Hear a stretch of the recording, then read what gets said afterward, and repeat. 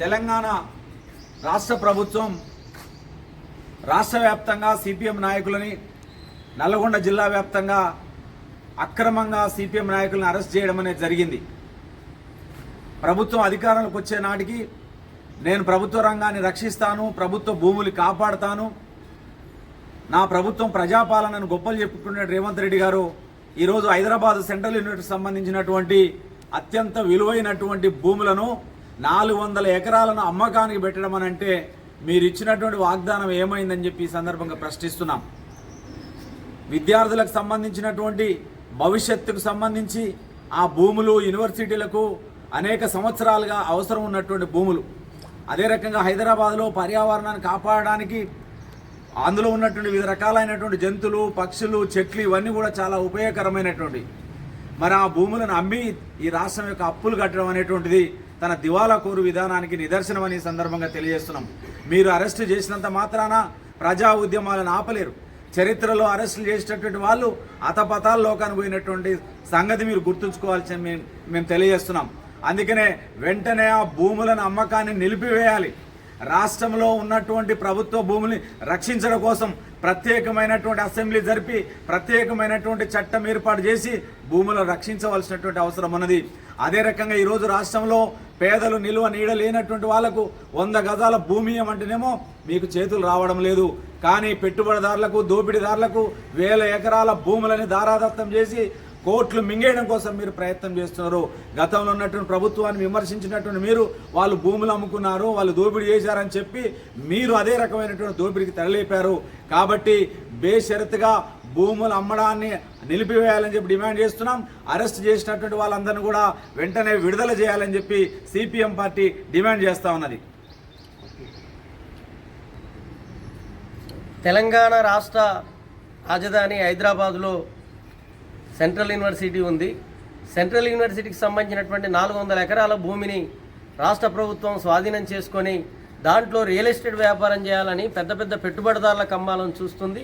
దీన్ని వ్యతిరేకిస్తూ ఆ యూనివర్సిటీ విద్యార్థులు, ఆ విద్యార్థుల పోరాటానికి అండగా ఉన్నటువంటి సిపిఎం పార్టీ చలో హైదరాబాద్కు ధర్నాకు పిలుపునిస్తే ఈరోజు రాష్ట్రంలో ఉన్నటువంటి సిపిఎం ముఖ్యమైనటువంటి నాయకులందరినీ అరెస్టు చేసి జైళ్ళల్లో, స్టేషన్లో నిర్బంధించడాన్ని సిపిఎం నల్గొండ జిల్లా కమిటీ తీవ్రంగా ఖండిస్తుంది.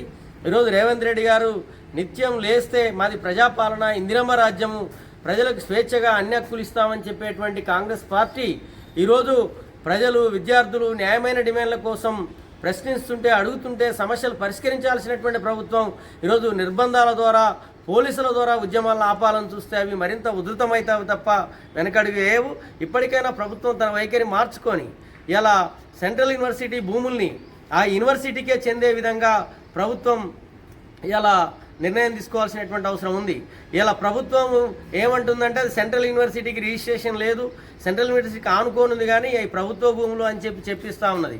ఒకవేళ ప్రభుత్వ భూములైనా ఈ రాష్ట్రంలో ఉన్నత విద్యారంగానికి అవసరమైనటువంటి భూములు తప్ప నువ్వు రియల్ ఎస్టేట్ వ్యాపారం చేసుకోవడానికి కాదు. రేవంత్ రెడ్డి గారు ఈ విషయాన్ని దృష్టిలో ఉంచుకొని ఇప్పటికైనా ఈ న్యాయమైన పోరాటాన్ని గమనించి తక్షణమే ఆ విద్యార్థుల మీద పెట్టినటువంటి అక్రమ కేసులు ఎత్తేయాలి, ఆ పోరాటం మీద నిర్బంధాన్ని ఆపాలి, అక్రమంగా అరెస్ట్ చేసినటువంటి సిపిఎం నాయకులను విడుదల చేయాలి.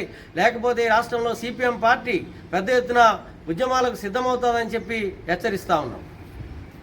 పైకి వస్తుంది కెమెరా కట్టడం ఉంటుందా? ఓకే.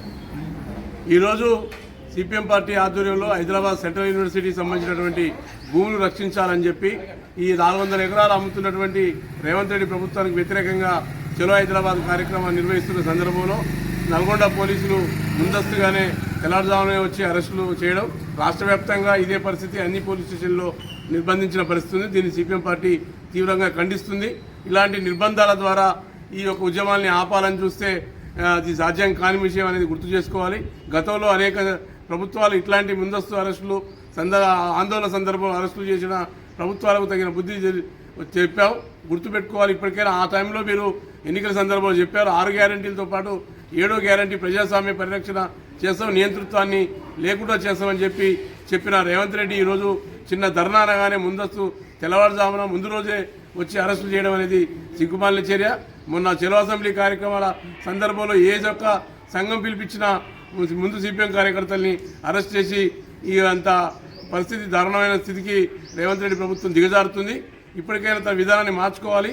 సెంట్రల్ యూనివర్సిటీకి సంబంధించిన 400 ఎకరాల అమ్మకాన్ని నిలిపివేయాలని చెప్పి మరొకసారి డిమాండ్ చేస్తూ ఉన్నాం.